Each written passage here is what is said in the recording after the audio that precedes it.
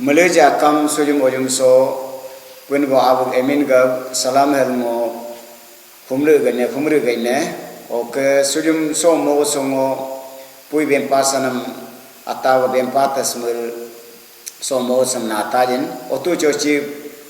pun bo abam mule payalin cho pat chu mulge NBCC ge dapere NBC ge yirkume muji boni mulenga hogabe milokam mulam so esa doi palam moso o dirkano moso echap moso mulam barain kyala so naga mulam sil dom dev sal dom dev ho mulam mojipa ho mule ego pun bom payarin cho mule pala juka o indian songo yirkum tulungam o ke mujibo ajin tulungam mulengam payarin chongo pad nela mulge executive committee bin gabe o ke administrative committee bin gabe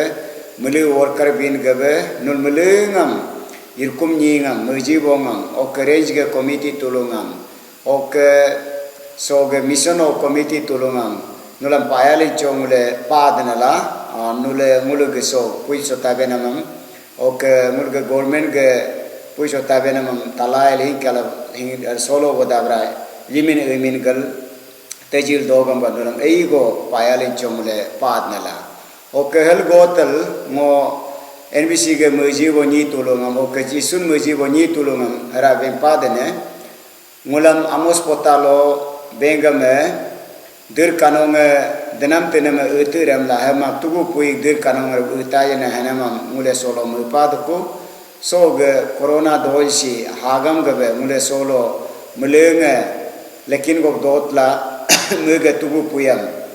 tabam da mule Yilakuna heb kuja kam ngoranul mulengam kumdinala mule oglo dos jakam hognek mode has jakam mule punbongam muji gadel o hengab gade hara mule sil dola jo kanula hamoma baka hotolo bolo nyige benam yinam puisota ngam bink bejan tal mule yimin gama baka hal nulam mo beng jinla ka hara ben paga nala hal moso mulengam khumrula beng den la hoke legbe harango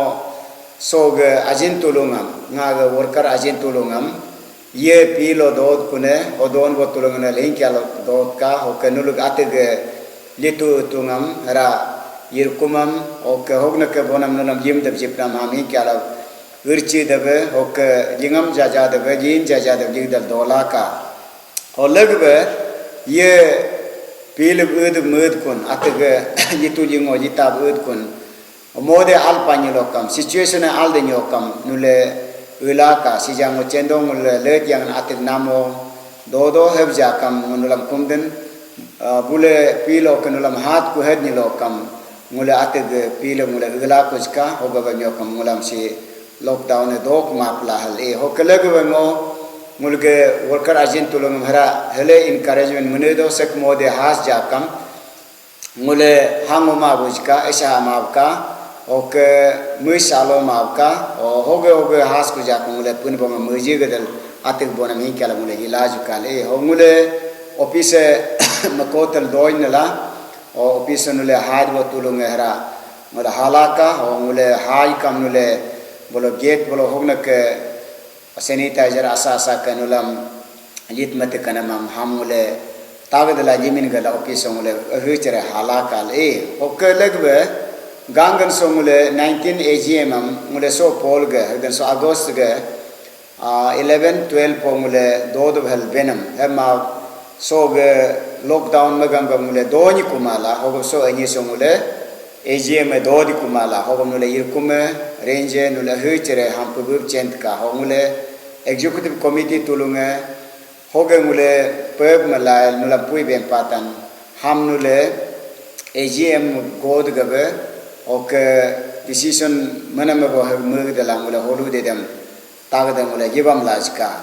oke heramo pui bempadan he gangan si mule golden jubilee nge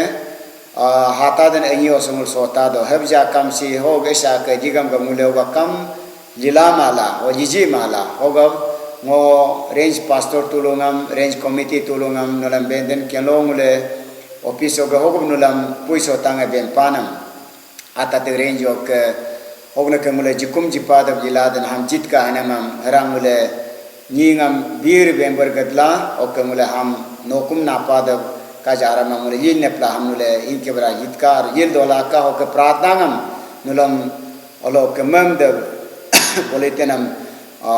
jipa ham mule mupama jima baka pratnangam mule mel dot ka hali oke pioneers tulu ge hamrum mule mupaga dal hara gopalaka aro yimlaka oke ngosongul ge worship service Sunday ngam donam beresam nulam ngopubu ala gopata so ngulam government of India nge sam ngulam dom de jigam jispa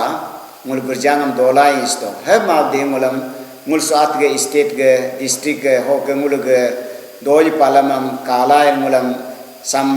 meg remoto hagam ga ngule si donu den la ho ngo hele khum den hoglo ge nyo ko containment area maden ngule girjangam dola tainala oke nguluk jici chinga mule lila tainala hel gotel hog district o local nampame masime gemo indo moini lokam ham tawdal yimin gala kali hok girjang dod ni lokam mule SOP hagdene standard operating procedure hel benam hoam mule ikara bara tagab jijin gadal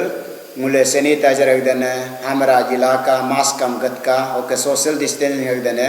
ado dotel ham mule girjangam dola tainala lila tainala halka oke hebjid jiji mani lokam mule family fellowship ham tohama ka every Sunday ngamara mule dola juka ar dot juka oke mule so Sunday ngamara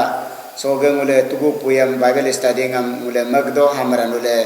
ho modi jikja mule hinkala talaka ho kelegwe sector fellowship girjang komono doi kumanya sector fellowship mule jil dot ka o so ado kenyi hama banyokam ale mule ngam mule alliance to ho ado ni han bongam hemo matal nol nampamo don bo ateg dochio don bo tulunge oso girja samule yidab yilata nyala hel nulam puisan ben pagena samnule tagab jinjin lakka hel kai o kelegbe eter anya so rango ben pasanam sing mule NBCC ge YouTube mako pakko o ke Facebook ke dodo o nulam keno mule ge Reverend Tanata Gitara AGS service mai kala mulam have mat ka albena mam tagab jin ga malaka osonole so subscription hara malaka ok like malaka o hem bolo mule kaj aramam ro so pui ben pasana mam o kogna ke bentam sanamam so mule mai nepla hogo so pui ben panam tulu samle kyala tagab gadal o so ge mozo o hukube o ke hengab gadla o ke chumchumbe muluk dok ta ko dola ka hal nulam mo phumle gainala hokal hera atranya sunolam ben pa gainame hoge holu de has ko jakam gol paljes jakam hamnule ukure mavka tolo bolo mavka mule soge nulam hoge pui potang ben tan ham tagab jinjing ga dagila ka ho mulengam tan bongam paya le chokun bongan mulega alo sakanaka